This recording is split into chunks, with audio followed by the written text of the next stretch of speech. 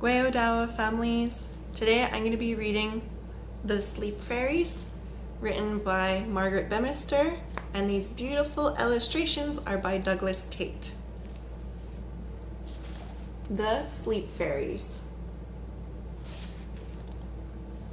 A hunter was once going through a forest with his dogs. After he had gone some distance, he missed them. He called and whistled, but they did not come. So he turned back to find them. Going some distance further, he thought he saw one lying under some low bushes. And when he reached the spot, he saw his 3 dogs lying there fast asleep. He tried to waken them, but they would open their eyes only for a moment, then fall back asleep again. Soon he began to feel a strange, sleepy feeling coming over him. He shook himself and tried to keep awake. Just then he noticed a very large insect on a branch of a tree. It had many wings on its back, which kept up a steady droning noise. When it noticed the hunter looking at it, the insect said, "I am Wing, the spirit of sleep. Your dogs came too near to my home, and so they have fallen under my spell. In a few minutes, you will be asleep yourself." "Must I go?" said the hunter. "I would like to go back to my lodge." "You are brave, Chief, and have always been kind to the forest insects, so this time I'm going to let you go. Take a leaf from yonder little tree, chew it, and swallow the juice." The hunter did as he was told, and at once the sleepy feeling was gone. The strangest thing happened. He saw all around him weird little fairies, each one with a tiny war club. They peeped from out the bark of the trees, from amidst the grass, and even from out of his pouch. "What are these?" he asked Wing. "They are sleep fairies and are called Weengs. Now, you may waken your dogs and go." And before the hunter had time to reply, the insect had gone. He turned and awoke the dogs, who followed him, still looking very silly. As he went, he saw the wings all around the trees, and many seemed to be coming with him. When he reached his lodge, he saw the little creatures run to the men and climb up their foreheads. Then, with their tiny little war clubs, they began to knock them on the heads. Soon the Indigenous people began to yawn and rub their eyes. In a little while, they all lay asleep. Then the hunter began to feel his own head grow heavy. He tried to keep awake, but could not. So he stretched himself beside the fire and went to sleep. When he awakened, he looked around. There were no fairies to be seen. The hunter determined to go into the forest and see if he could find the little trees from which he had plucked the leaf. But before he went, he carefully tied up his dogs, for he did not wish them to follow him and again fall under the spell of the Weng. They whined when he left them and pulled at their ropes, but he was soon lost to their sight among the trees. Making his way slowly through the forest, he kept a sharp lookout for the little tree with the magic leaves. But he could see nothing that looked like it. For many hours he walked and walked, and at last he threw himself down to the ground to go to sleep.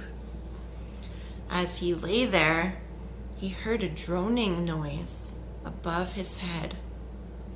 He looked up quickly, and there sat Weeng on the farthest branch of the tree. "Good morning, great hunter," said the insect. "You have been searching for my little tree, have you not?" "Yes," replied the hunter. "How did you know?" "I know many things," said Weeng, "but listen to me. Yonder is the tree." As he spoke, he pointed to the little tree not 2 yards away. "Pluck one of the leaves, but do not chew it until sunset. At that hour I utter my sleep call, which bids all insects fly home to rest. When you hear the call, you may chew the leaf, for I want you to see what happens then." "Is anything strange gonna happen?" asked the hunter. "Great hunter," said Weeng, "if you will remain in this forest, behind that large oak tree, you may see it all. 1 hour before sunset, the Red Squirrel and all his army are coming to attack me." "Why are they going to do that?" asked the hunter in surprise. "Because the Red Squirrel wishes to have my branch for his home. He ordered me to get down and I refused. So 1 hour before sunset, he and his army are coming to drive me away from my home." "What are you going to do?" asked the hunter. "Can I help you?" "I and my winged friends," said Weeng, "are going to fight them when they come." "Yes, great hunter. You can help us by remaining to see that the battle is fair. The Red Squirrel knows if he can once touch me, I must fall. But my insects have sharp swords, and they can keep the army back until sunset." "And what will happen then?" asked the hunter. "Then the insects must go to their homes.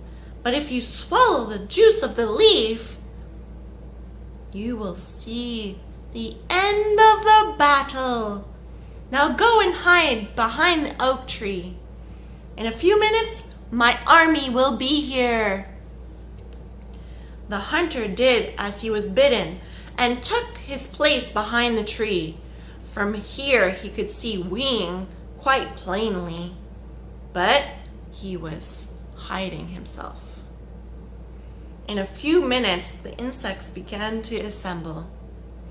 First came the wasps, looking fierce and warlike. Then came the bees, buzzing along with indignation. Then dozens of flies,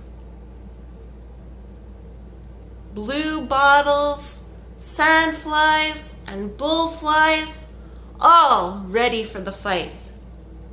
Then followed by the moths, ladybugs, butterflies, and mosquitoes. Lastly, with a great noise, came a regiment of hornets and took their place on a branch directly in front of Weeng. The others had gathered in a huge circle around him. and in the midst of the bodyguard he sat, like a general ready for attack of the enemy. He had not long to wait. For somewhere in the forest, the Red Squirrel had assembled his army. And now he brought them forward with one body to the foot of the tree. And all the red squirrels were in the front. Next came the gray squirrels, then the chipmunks. The red squirrel gave command, and up the tree his army began to climb. Out on the branch they came, where Weengs sat. At the farthest end. But the hornets were ready for them, and as they advanced with their sharp swords, the defenders pricked their noses, eyes, and bodies. Backwards they tumbled, some falling from the limbs, others clinging desperately to the underside. Then the gray squirrels pushed forward, and in spite of many wounds, broke through the ranks of the hornets. They had nearly reached Ween when the bees, buzzing more indignantly than ever, made one fierce dash at them. The gray squirrel fought bravely, but at every turn they met terrible, stinging blows. At last, they could not see what they were doing, and, like the red squirrels, many of them fell from the limb. While this part of the battle was going on, the chipmunks had been waging a battle of their own with the wasps, who attacked them. The battle had been a sharp one, and many soldiers of both armies lay on the ground below the tree. But the chipmunks had won the victory, and now made their way along the branches toward Weengs. Their leader, a large, bold-looking chipmunk, made a fierce rush at Weengs and almost touched him. But just as he did so, with a noiseless swoop, down came the mosquitoes upon him. They covered his head until not a part of it was to be seen. He slapped wildly at them, lost hold of on the branch, and fell to the ground. With redoubled fury on rushed the other chipmunks and the red squirrels, who had by this time recovered. They were met by a solid wall of insects, bristling with sharp swords for the wasps. The hornets and the flies had placed themselves across their path. Then came the hottest part of the battle, and in one confused mass they struggled and fought on the slenderest branch. In the midst, if this were sounded a soft, sweet call, it was the sleep call of the fairy Weengs. At once, all the insects put away their swords, and fluttering slowly home to bed. As each one departed, he uttered a soft good night to Weengs. The hunter, who was watching all this anxiously, wondered that although the red squirrel's army was still fighting, it was making no headway. He wondered how this could be. Suddenly, he remembered the leaf in his pocket. At once, he chewed it, and he then saw the reason for the squirrel's defeat. At the call of the Weengs, his sleep fairies had come forth, and now with their clubs were knocking their enemies on the head. Knock after knock they struck. The squirrels resisted bravely, but it was useless. In a few minutes they were driven back and off the branch of the tree, and were glad to escape back to their homes.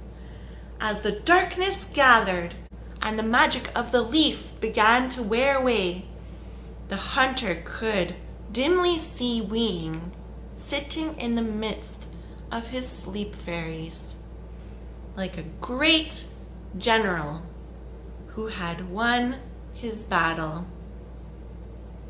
The end. Thank you for listening. Anna.